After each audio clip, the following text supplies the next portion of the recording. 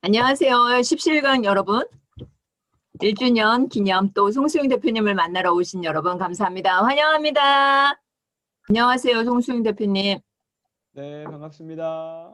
네, 송수영 대표님은 DID 코칭센터 대표님으로 계세요. 그래서 많은 분들의 영혼을 살리고 계시고 또 감정을 많이 치유해 주시는 분이죠. 십시일강에 참여하게 된 동기가 어떻게 될까요?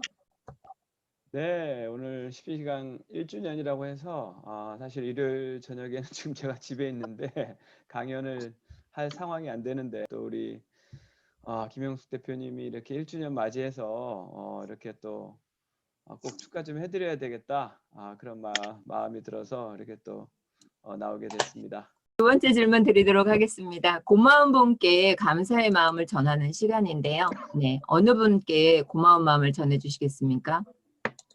네, 저는 뭐 그동안 우리 DID 많은 분들이 이제 교육을 받으셨고요. 그분들이 곳곳에 가서 활동을 잘 하고 계시고 또 우리 김영수 대표님도 우리 DID 가행 코칭 출신이신데 이렇게 멋지게 또 십시일강이라는 플랫폼을 만들어서 잘하고 계셔서 너무너무 감사드리고 또 우리 이모금 대표님도 그렇고 여기 지금 우리 DID 식구들이 굉장히 많네요. 네, 그래서 네. 그분들 잘 배우고 가서 현장에 가서 또 이렇게 잘 쓰고 계셔서 너무 감사드리고 또 우리 김혜영 교수님한테 제가 도움을 많이 받았어요. 그래서 김혜영 교수님 저도 이제 좀 대화가 좀 필요하다 이럴 때 저도 김혜영 교수님 찾아가서 같이 차 한잔 하고 대화 나누거든요.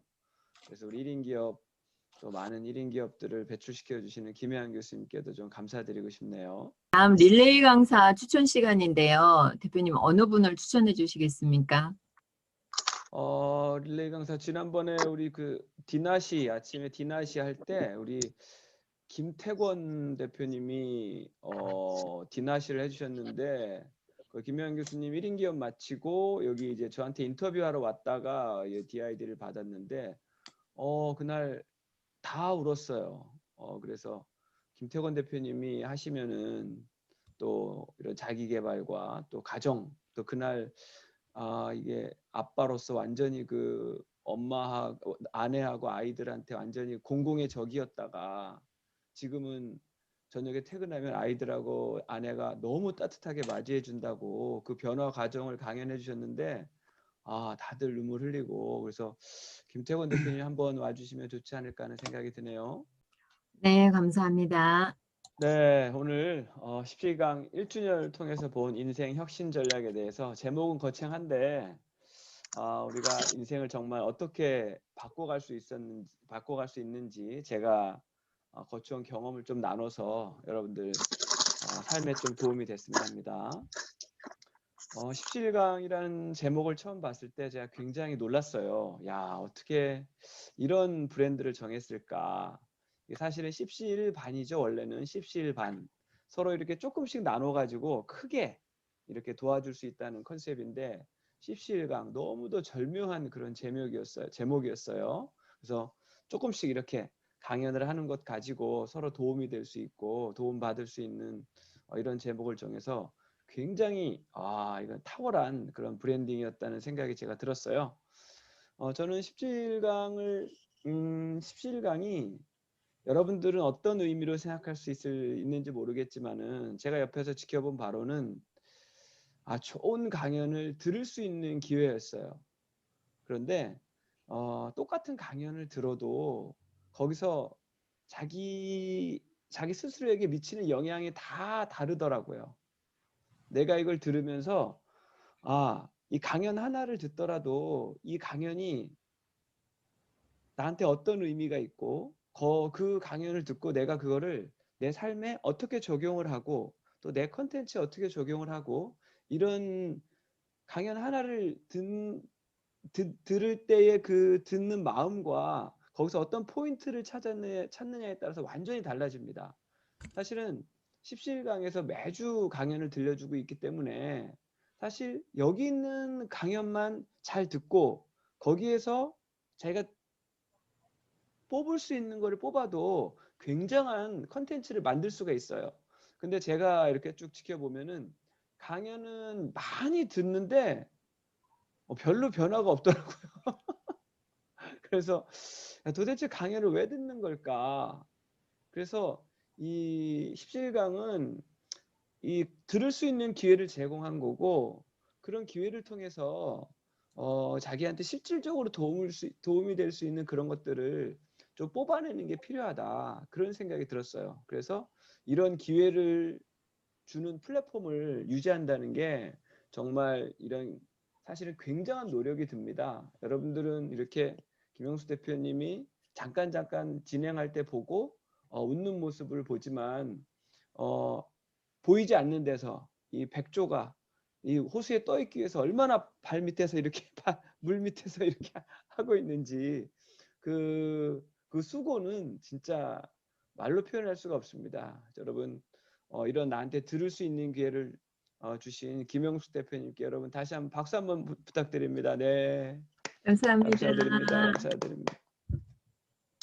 그리고 17강은 나한테 또 여러분한테 강연을 할 수 있는 기회를 줍니다.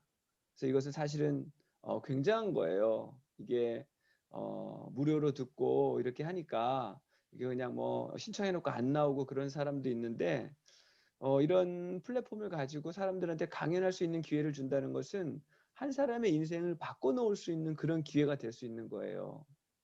그래서 우리 김영숙 장사님이 그런 기회를 줄 수 있는 그런 이런 플랫폼을 가지고 이렇게 어, 이런 수고를 아끼지 않는다는 것에 대해서 제가 너무너무 감사하고 귀하게 생각합니다.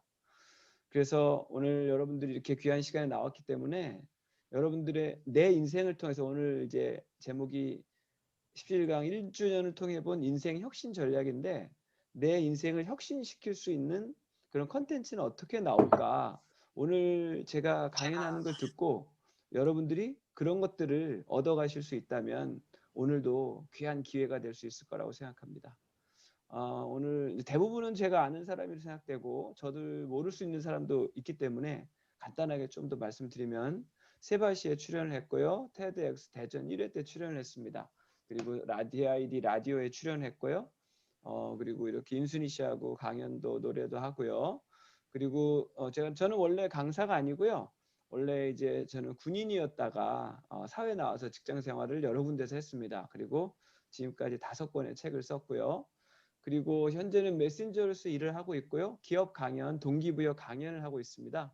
DID 강연 코칭과 치유 5주 과정을 하고 있고요. 서울은 90기, 대구 12기, 부산 14기를 졸업했고요. 매주 토요일 아침에 저자 특강을 하고 있습니다. 저는 무료는 잘 하지 않습니다. 그래서 토요일 저자 특강을 10,000원씩 내고 듣고요. 지금 360회를 했습니다. 그리고 매일 아침에 유튜브 생방송을 665회를 하고 있습니다. 저는 지금까지 제가 한동안 실험용 쥐처럼 살았습니다. 제가 30대까지 뭐 실험용 쥐처럼 살았다고 보시면 됩니다. 실험용 쥐는요, 언제 끌려갈지 몰라요. 그래서 늘 주변을 살피면서 살고 있어요. 제가 그렇게 살았던 이유는 제가 어렸을 때 우리 아버지께서 굉장히 착하신 분인데, 이분이 술을 드시면은 집안을 많이 때려 부시고 그래가지고 늘 제가 좀 그런 눈치를 살피는 그런 인생을 살았어요. 그러다가 지금은 어미 캥거루와 같은 삶을 살고 있습니다. 어미 캥거루는 자기 주머니를 가지고 아직 미성숙한 캥거루를 케어해가지고 이런 성숙한 캥거루를 키워주는, 양육하는 역할을 하죠. 저는 실험용 쥐에서 캥거루와 같은 캥거루와 같은 인생으로 바뀐 거예요. 이런 인생 혁신이 어떤 과정을 통해서 이루어졌는지 여러분들께 보여드리려고 합니다.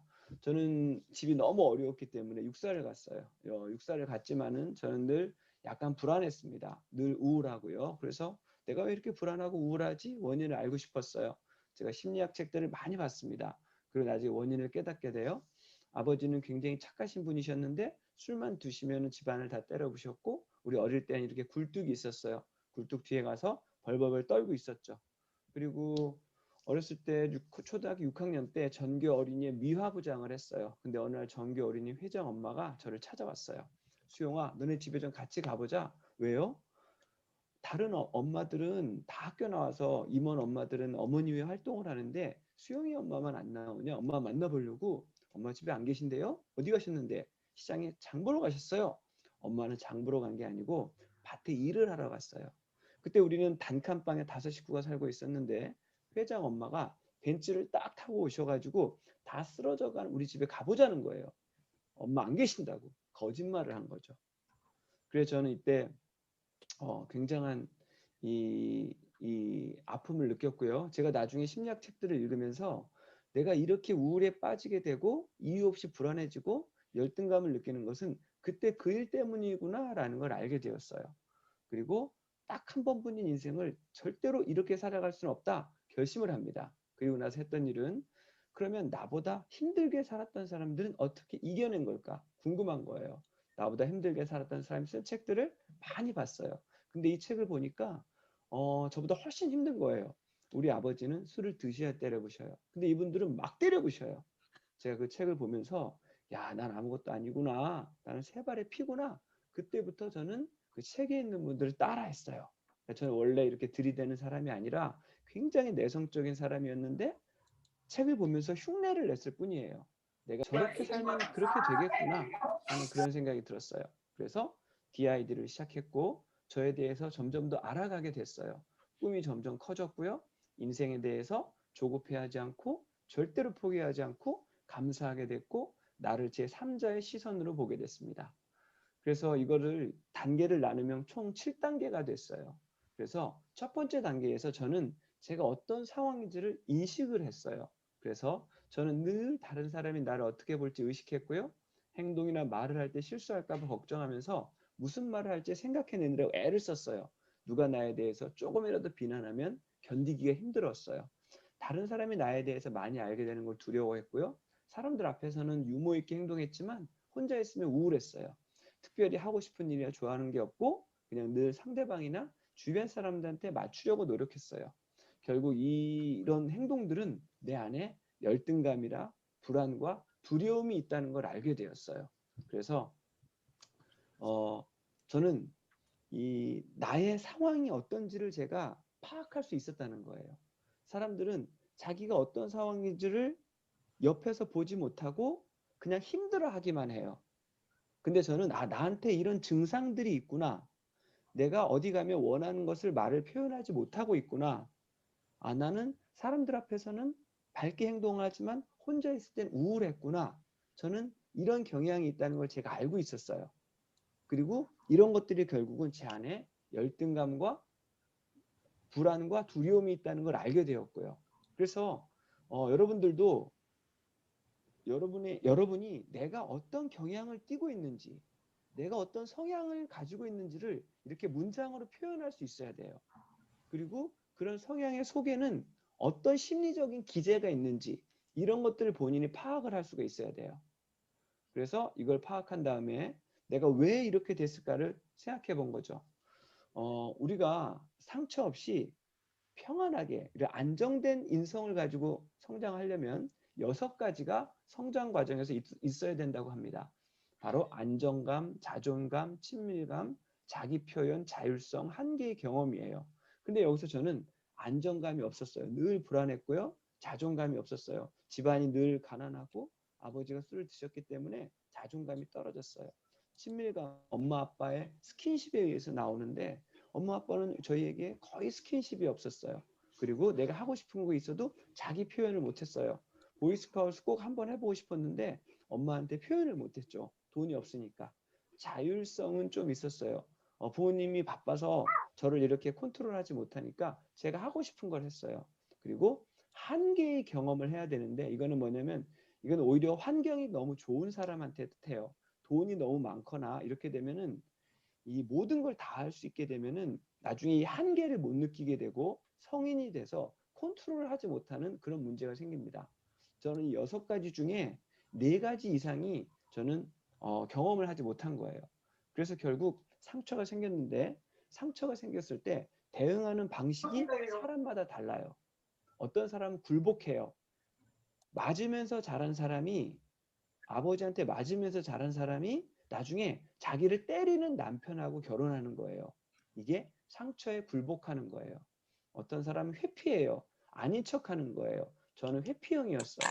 상처가 없는 것처럼 늘 유머 있게 그리고 늘 리더십있게 행동한 거죠. 어떤 사람은 공격적으로 반응을 해요. 맞고 자란 사람이 나중에 다른 사람을 때리는 거예요.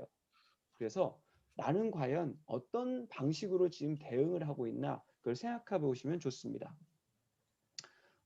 그리고 네.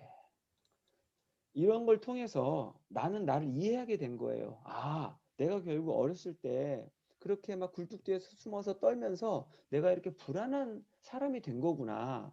그리고 상처에 대해서 나는 항상 아닌 것처럼 회피를 하고 있었구나. 라고 제가 깨달은 거예요. 그러면 제가 한 가지 의문이 들어요.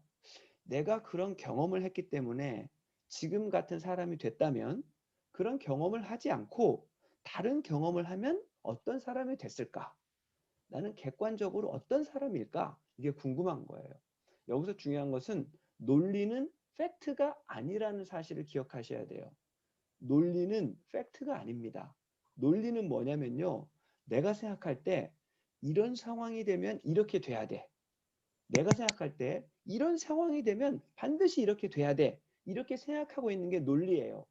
팩트는 실제로 일어난 사실이고요. 그런데 논리는 꼭 팩트는 아니에요.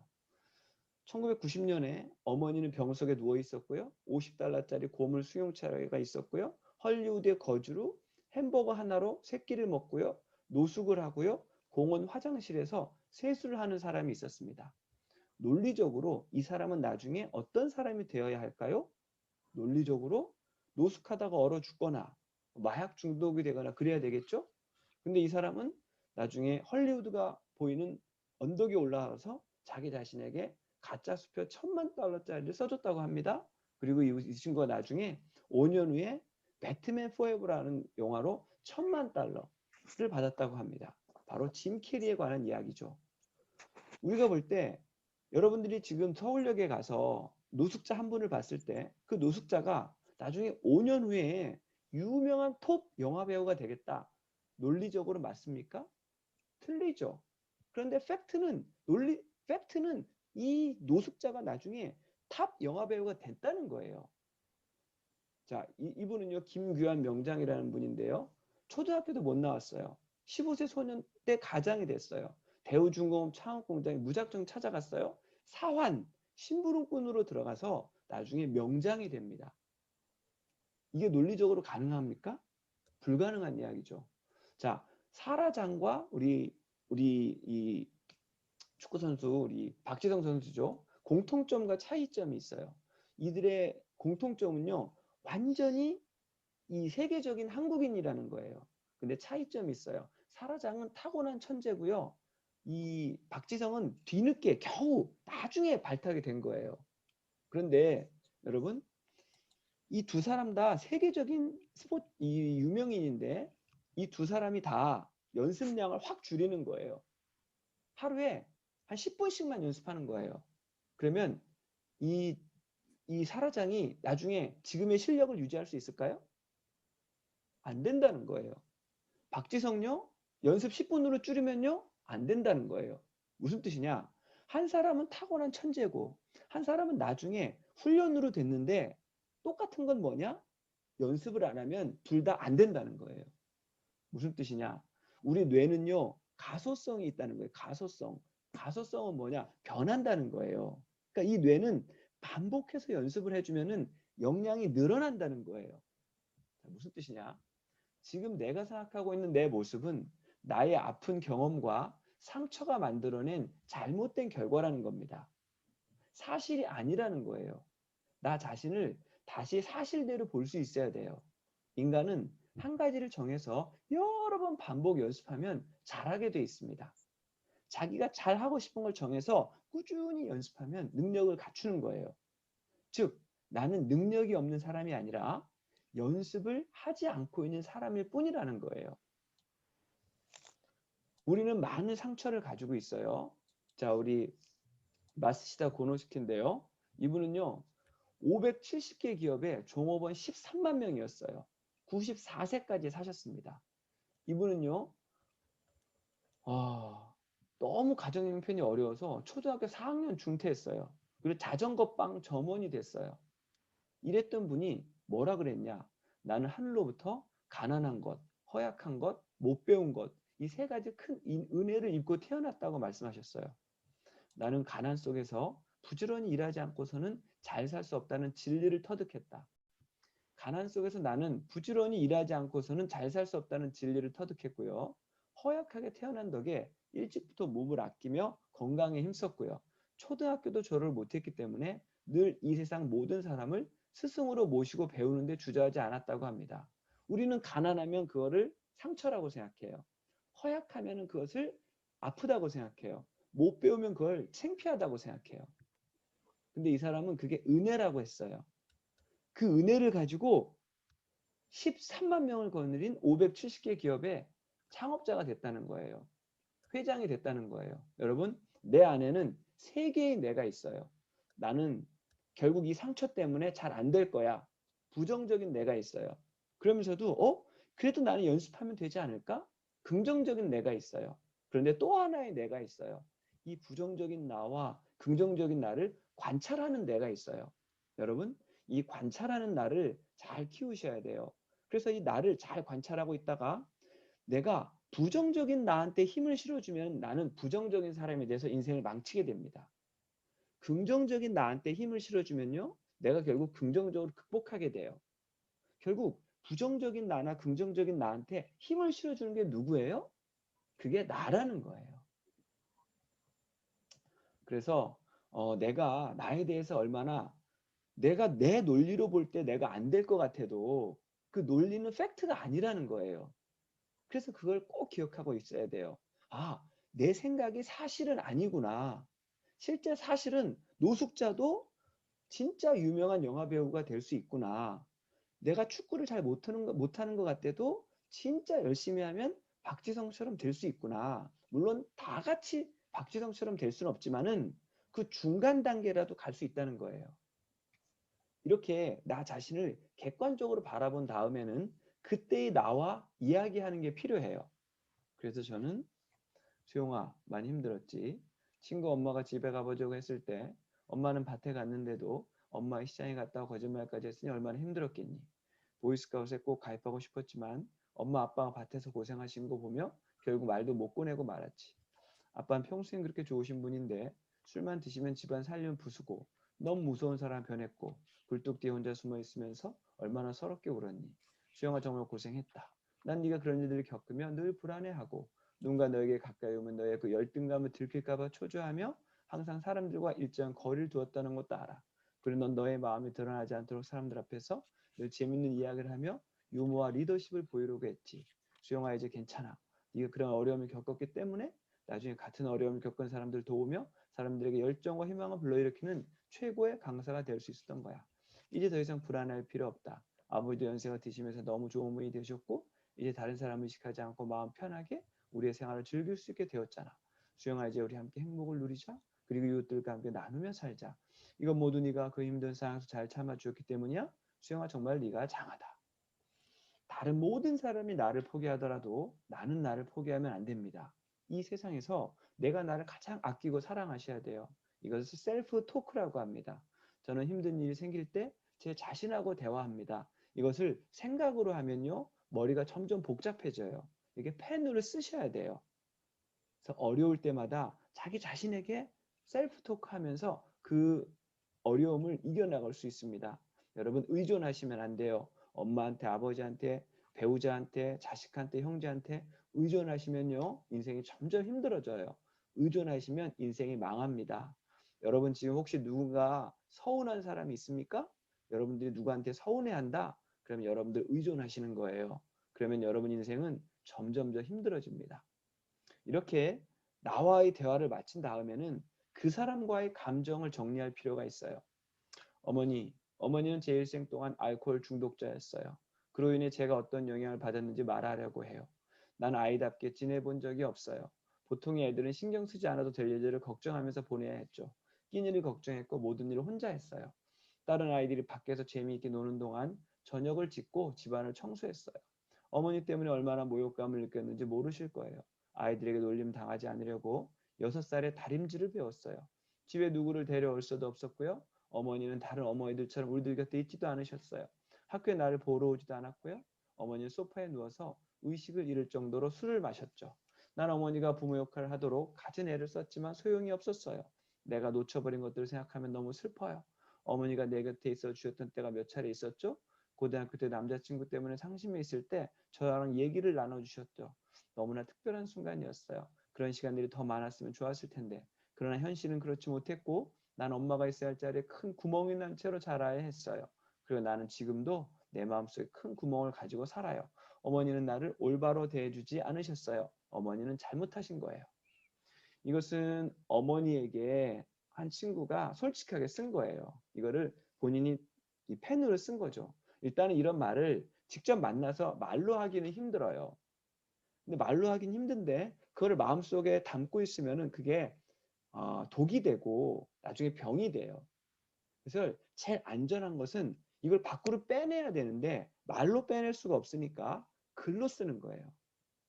이 글로 쓸 때 처음부터 일부러 용서하려고 하면 안 돼요.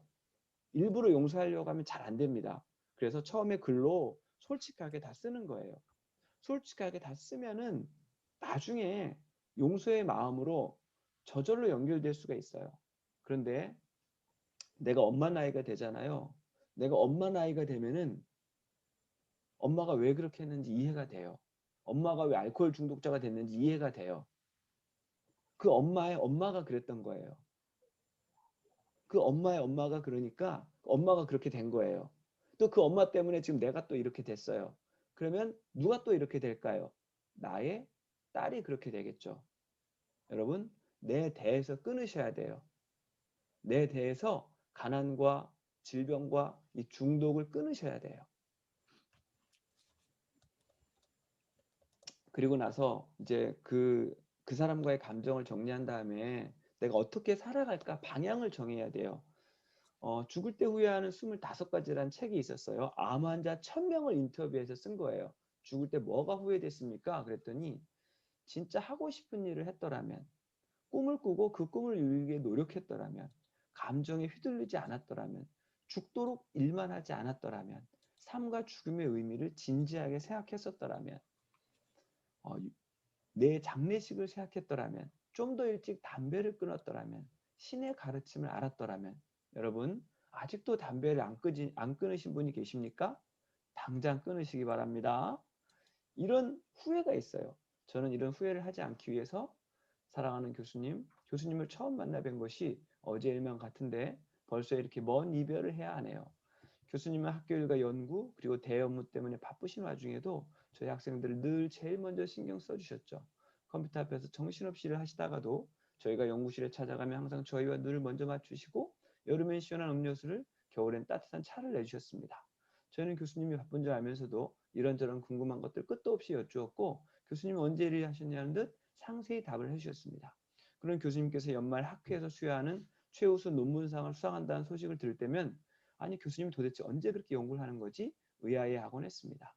학문을 그 무엇보다 사랑하셨지만 학문 앞에 늘 사람을 두셨던 교수님. 당신 아무리 바쁘고 어려워도 다른 사람들에게 표시내지 않으면서 학생들이나 이웃들의 작은 어려움에는 자기 일처럼 나서서 도우셨던 교수님. 교수님은 저희 곁을 떠난 것이 아니라 이제부터 저희 마음속에 영원히 함께 계시는 것입니다. 교수님 감사합니다. 사랑합니다. 이거는요. 제가 써놓은 거예요. 이건 제가 죽었을 때 나의 제자가 이런 추도사를 읽어줬으면 좋겠다고 제가 써놓은 거예요. 자, 제가 이걸 써놨잖아요. 추도사를 써놨잖아요. 그럼 제가 제 인생을 어떻게 살까요? 이렇게 살겠죠. 이게 A4지 한 장밖에 안 되지만 이 한 장을 가지고 있으면은 내가 어떤 선택을 할 때 이 추도사에 나온 대로 사는 방향으로 선택을 하게 되는 거예요. 이게 내 인생의 방향을 갖게 되는 거죠. 그 다음에는 구체적인 계획을 세워야 됩니다. 그렇게 살기 위해서 난 일주일에 뭘 할 거고 한 달 안에 뭘 할 거고 이런 계획들을 세워보는 거죠. 역사적인 성공의 반은 죽을지도 모를 위기에서 비롯되었다. 역사적 실패의 반은 찬란했던 시절에 대한 기억에서 비롯되었다. 여러분, 로마는요, 정말 세계에서 가장 잘 나갈 때 타락했고요. 그때부터 무너지기 시작했어요. 그래서 지금의 유럽은요, 다시 무너지고 있어요. 그 잘 나가던 게 오히려 그 패배, 그 패망의 시작이 되는 거예요. 자, 우리나라는요. 6.25 완전히 쑥대밭이 됐어요. 전 세계에서 완전히 쑥대밭이 6.25로 인해서 완전히 쑥대밭이 됐어요. 그런데 50년도 안 돼서 세계 이런 최고의 국가가 됐어요. 그러니까 이 성공은요. 위기에서 출발한 거예요. 여러분 지금 위기에 있습니까? 평안하십니까? 여러분들이 코로나라고 힘들어하고 인생의 위기에 있다면요. 그게 바로 기회의 시작인 거예요. 여러분 혹시 지금 통장에 돈이 두둑하십니까? 평안하십니까? 여러분 조심하셔야 돼요. 여러분이 진짜 위기인 거예요. 네, 우리 이모건 작가님인데요. 쫓기지 않는 50대를 사는 법이라는 책을 얼마 전에 출간해서 벌써 2세를 찍었더라고요. 이 네이버의 베스트셀러라는 책을 2세 인쇄합니다. 이렇게 벌써 올리셔고요. 저한테 오늘 대표님 너무 감사합니다. 가슴에 큰 희망, 사랑, 성과를 담고 내려갑니다. 가슴 벅차네요. 대표님이 가르쳐준 길로 오면서 그 결과가 나타나고 있어서 소름 끼치도록 감동입니다. 우리 이모건 작가님은 원래 몇 년 전에 만났어요. 그때 발표 불안이 있었고 무대 공포증이 있었어요. 그래서 이분은 누가 강연 의뢰를 와도 강연을 못하는 분이었어요. 그래서 대구에서 강연 코칭 2기 수업을 듣고 발표 불안을 거기서 극복을 하게 됩니다. 발표 불안이 극복되니까 내가 할 수 있는 일들이 많아진 거예요. 그리고 나서 이번에 책을 쓰면서 제가 매주 일주일에 한 번씩 1시간씩 코칭을 합니다. 그래서 책 제목도 제가 정해줬습니다. 쫓기지 않는 50대를 사는 법. 그리고 책 쓸 때마다 제가 피드백을 해드렸고요. 그래서 이렇게 지금 오늘 또 카톡이 왔더라고요. 공무원 교육원에서 이 책을 가지고 저자와 북토크 외부 강연이 왔더라고요. 첫 번째 외부 강연이에요. 그래서 야, 발표 불안자가 이렇게 외부 강연을 받는 강사가 되고 작가가 되는 걸 보면서 이런 모습을 보면서 인생은 얼마든지 혁신이 가능한 거구나. 내가 지금 어떤 위기에 있더라도 내가 지금 발표 불안이 있더라도 몇 년 후에 저렇게 책을 내고 외부 강연을 다니고 이런 강사가 될 수 있구나. 이게 실제 사례라는 거예요. 여러분이 3년 전에 만약에 이모건 작가님 만났어요. 근데 강연을 부탁했더니 죄송합니다. 저는 강연을 못합니다. 이런 모습을 봤다 이 말이에요. 그 모습을 3년 전에 봤을 때 이 사람이 3년 후에 책을 쓰고 강연을 하고 공무원 교육원에 강연을 가고 이런 생각을 할 수 있을까요? 못한다니까요. 그러니까 3년 전에 그 모습을 봤으면 3년 후에 지금 모습을 상상하지 못한다는 거예요. 그런데 그렇게 된다는 거예요. 뭘 통해서? 연습, 배움. 자기 혼자 극복하지 못할 때는 도움을 받으셔야 돼요. 그리고 내가 뭘 해야 되겠다는 것을 배웠으면은 그걸 반드시 실행을 하셔야 돼요. 인생 혁신은 내 마음 안에 있는 감정들을 자기가 인식을 해야 돼요. 그리고 그 감정을 제가 아까 보여드린 그런 단계를 따라서 감정을 치유하셔야 돼요. 감정을 치유하시고 그것을 내가 외부에 사람들한테 그 치유를 전할 수 있는 그런 메신저가 되셔야 돼요. 그럼 이게 점점 더 인생의 혁신이 되는 거죠. 네, 오늘 짧은 시간을 통해서 여러분들에게 제 사례를 통해서 인생은 바뀔 수 있고 혁신이 가능하다 이런 말씀을 드렸습니다. 오늘 강의를 마치도록 하겠습니다. 감사합니다. 네, 감사합니다.